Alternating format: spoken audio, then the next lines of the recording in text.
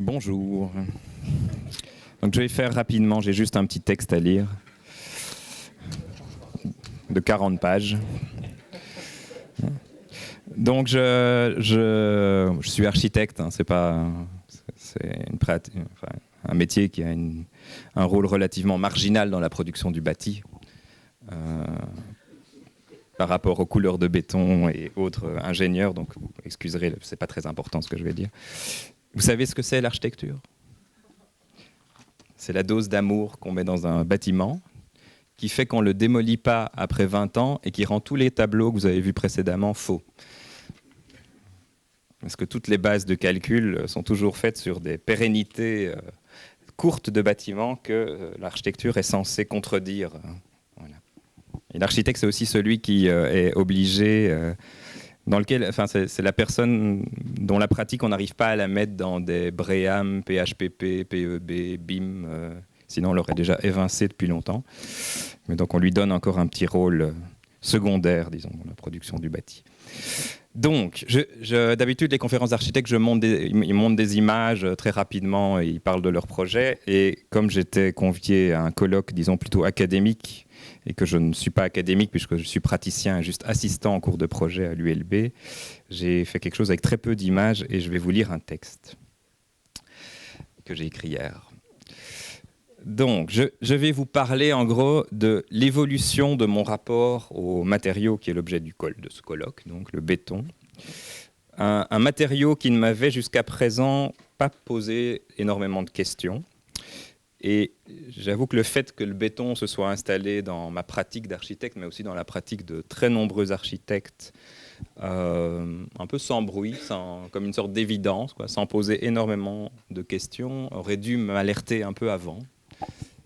Et je reviendrai là-dessus, disons, dans ma discussion, de cet étonnement que ce matériau nous pose si peu de questions, ou soit ce soit inscrit dans nos pratiques de manière si discrète et globale, quelque chose qui me semble un sujet intéressant à discuter. Donc ça, c'est le plan de mon intervention. Donc je commence. Le béton comme sous-produit du pétrole. Donc l'évolution de mon rapport au béton, elle est advenue assez récemment et de manière très brutale. Elle fait suite à la lecture de ce livre qui s'appelle Or Noir, d'un journaliste qui est spécialisé en ressources et en énergie qui s'appelle Mathieu Ozano. C'est un récit historique tout à fait haletant, comme presque un roman d'espionnage, sur le rôle qu'a tenu le pétrole dans la formation de nos idéologies politiques, dans la forme de nos économies, mais aussi, et ça c'est peut-être l'architecte qui parle, disons, par extrapolation, dans la modification drastique de notre environnement bâti. Le livre réévalue la place centrale de cet acteur non humain dans l'incroyable croissance du XXe siècle. C'est une perspective historique très perturbante, qui déplace le caractère profondément anthropocentré de nos grands récits en instaurant une matière, donc un matériau, comme cause de ce que nous nommons le progrès. Donc l'hypothèse du livre est que nos sauts technologiques, ou même nos évolutions démocratiques, ne sont pas le fruit de l'incroyable force d'innovation de génie individuel qui aurait été stimulé par un environnement libéral, mais la simple conséquence de la puissance offerte gratuitement par la nature sous la forme d'une mélasse noire dont, nous le savons aujourd'hui à nos dépens, nous avons largement abusé. Donc, l'auteur explique le succès du pétrole par quelques caractéristiques propres à cette matière qui le distinguent des autres sources d'énergie et le rend infiniment plus performant. Je les cite. Donc, c'est une matière qui est gratuite à la base, elle est offerte par la nature après un long travail de sédimentation. Donc c'est un matériau renouvelable, mais à une échelle historique qui dépasse de loin la nature humaine, disons. C'est une matière d'une exploitation qui est très aisée, et bien plus en tout cas que les autres sources d'énergie qui l'ont précédée, mais aussi que les sources d'énergie renouvelables. Elle est donc d'un coût final négligeable. On fait un trou dans le sol, le pétrole, même si c'est un peu plus compliqué maintenant, mais c'était comme ça qu'on exploitait le pétrole. C'était moins cher que l'eau, disons.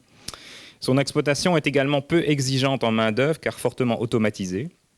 À l'inverse du charbon, par exemple, elle n'est pas conditionnée par des ouvriers récalcitrants prêts à bloquer le pays pour quelques revendications sanitaires ou salariales. C'est une matière liquide, donc aisément transportable, à la fois à travers les frontières par pipeline, mais aussi comme matière brute, consommable directement par le véhicule qui la convoie, donc la voiture, par exemple. Ça, c'est une de ses qualités. Il y a une voiture au charbon, c'est beaucoup plus compliqué, évidemment. Ou au bois, enfin, c'est lourd. C'est une matière d'une efficacité incomparable dans son rapport volume-puissance, surtout vis-à-vis des autres sources d'énergie. Et finalement, c'est un matériau qui nous fait oublier nos liens de dépendance ancestraux avec notre environnement, lui substituant une nature dopée artificiellement, à la fois docile et dépendante à nos désirs. Bon, l'agriculture est devenue quelque chose où on a perdu le contact à travers le pétrole, où tout à coup on a eu la sensation de maîtrise de l'agriculture grâce aux serres chauffées au pétrole. Donc, je profite de ce colloque pour faire une proposition à vertu purement réflexive, hein, vous n'êtes pas obligé de me suivre. Peut-on tracer un parallèle entre la matière pétrole, sa puissance et son rôle transformateur de notre environnement, et le matériau béton? Donc, si on reprend les qualités attribuées au pétrole, le parallèle avec le béton peut paraître assez explicite. Le béton est également un matériau dont les composantes sont offertes par la nature, comme des graviers, du sable, du calcaire, des matières qui étaient jusqu'il y a peu imaginées dans une disponibilité sans limite, affirmation qui, comme pour le pétrole, perd aujourd'hui de son évidence.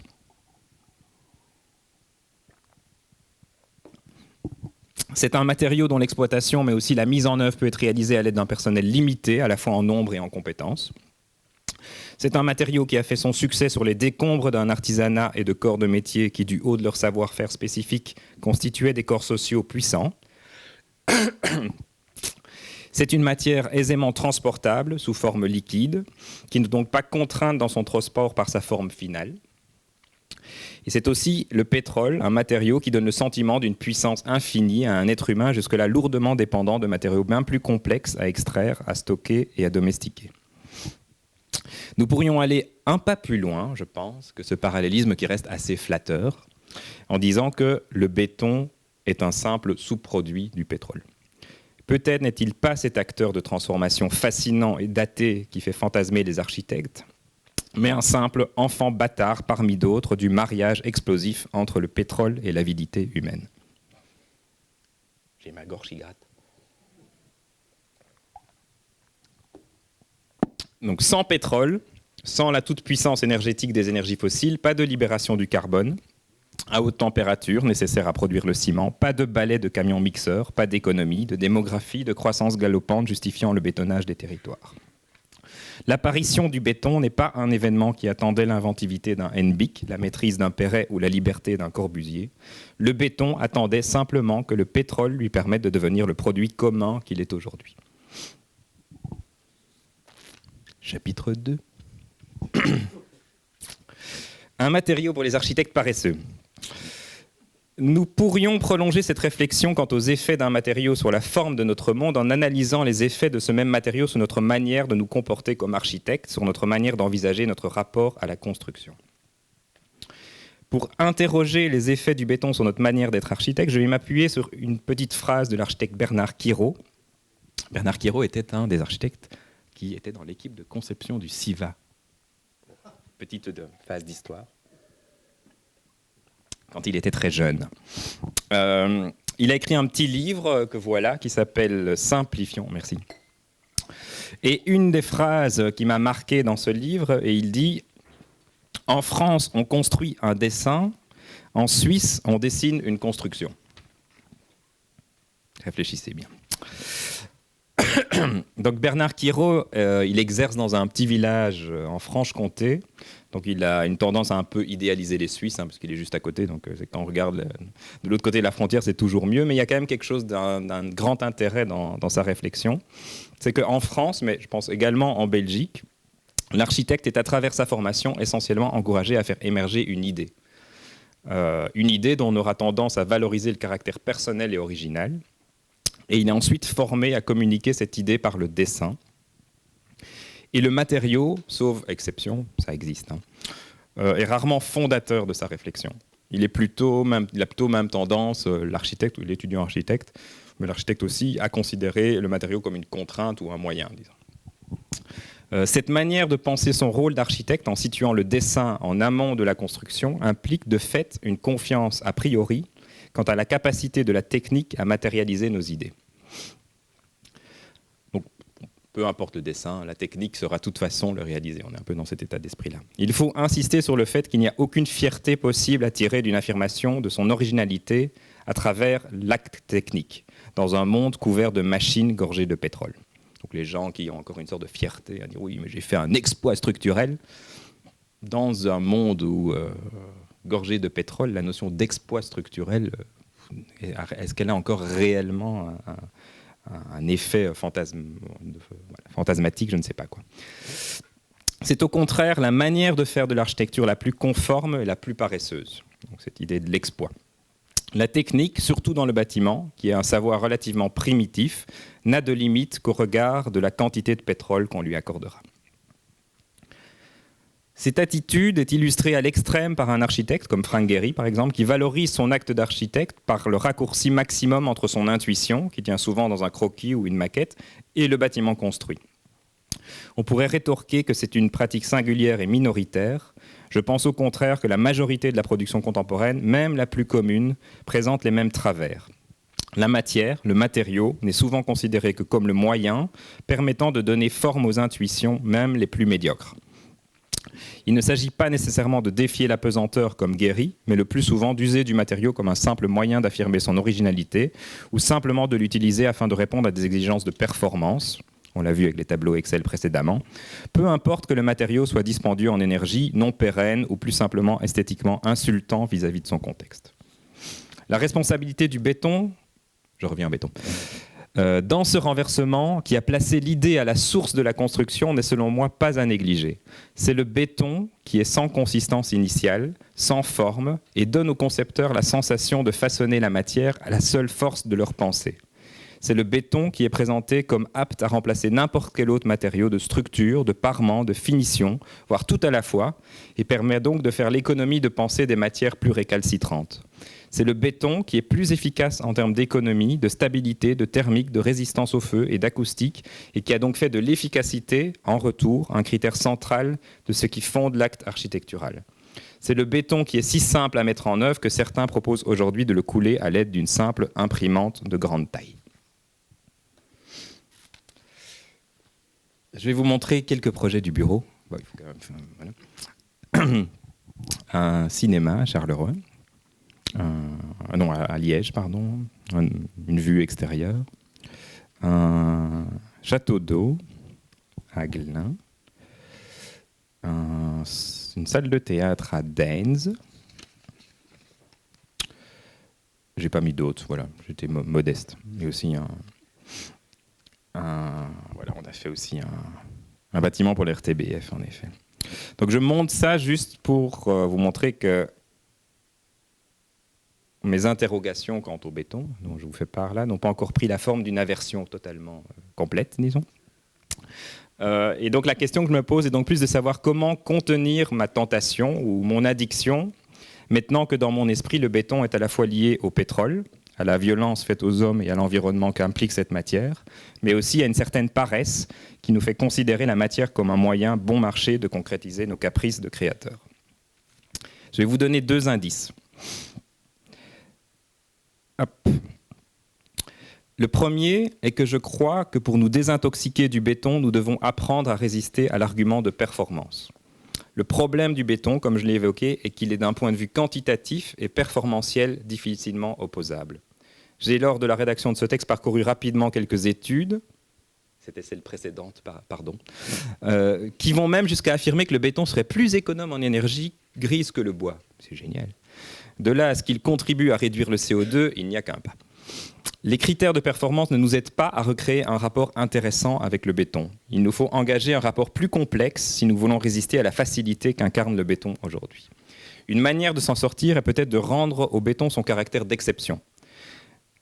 Le béton est aujourd'hui utilisé dans des situations où ses performances spécifiques sont souvent utilisées à mauvais escient et totalement disproportionnées au vu du contexte. Je prends comme exemple la maladie des prémurs dans les projets de logement.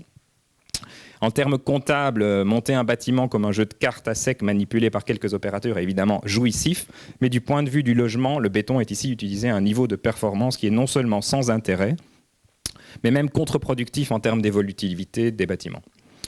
Il ne s'agit pas ici de mesurer la performance du béton vis-à-vis d'autres modes constructifs, hypothèse où il aurait de fortes chances de sortir vainqueur, mais de s'interdire d'utiliser une solution qui, de par sa performance exagérée, ici être un prémur perforé, préfabriqué, monté rapidement et pas cher, compromet toute évolution du logement.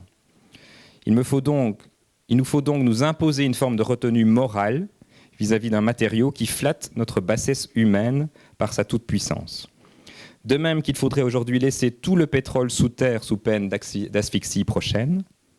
Vous êtes au courant, hein? Il faudrait n'utiliser le béton que dans des circonstances exceptionnelles où ses capacités seront d'une utilité collective indubitable. Résister à l'usage du béton ne peut se faire à travers des arguments objectivables. Cela se fera en s'imposant des exigences morales qui nous feront accueillir la contrainte. Je vous préviens qu'il va falloir accueillir la contrainte dans le monde qui vient. Il faudra réapprendre à vivre avec la contrainte, donc qui fera accueillir la contrainte comme quelque chose de désirable et de vertueux. Alors l'autre suggestion que je fais, et je m'adresse plutôt peut-être aux, je ne sais pas s'il y a des historiens dans la salle, ça serait d'accorder une écoute peut-être plus attentive aux acteurs qui, au début de la diffusion du béton, ont émis des réserves quant à son utilisation. À l'époque, ces voix ont été largement discréditées, confrontées à l'argument d'autorité imposé au nom du progrès et de la modernité. Souvenons-nous que même Auguste Perret, de la famille Perret, entreprise de béton armé, s'imposait des contraintes, à la fois en termes de vocabulaire architectural, d'expression, de finition du matériau, dans un matériau dont il était le mieux placé pour percevoir le futur éventuellement radieux, puisque c'était une entreprise de construction en béton. Donc je ne suis pas chercheur, mais offrir une seconde écoute à ces voix minoritaires en appréciant leur mise en garde au regard de notre époque, de crise climatique et des ressources, pourrait sans doute nous offrir des enseignements tout en nous épargnant de réinventer une théorie de toute pièce. Il n'est peut-être pas nécessaire de faire de nouveaux logiciels, peut-être faire un peu d'histoire. On m'a convié ici pour offrir un regard contemporain sur le béton. Je pense qu'il est aujourd'hui temps d'arrêter de se mentir quant au vertueux devenir d'un matériau qui nourrit notre tendance à l'avidité et à l'accumulation. Si le béton doit trouver un rôle d'avenir, c'est dans un usage ciblé et modéré, à la hauteur de ses qualités exceptionnelles. Le béton doit redevenir un matériau d'exception.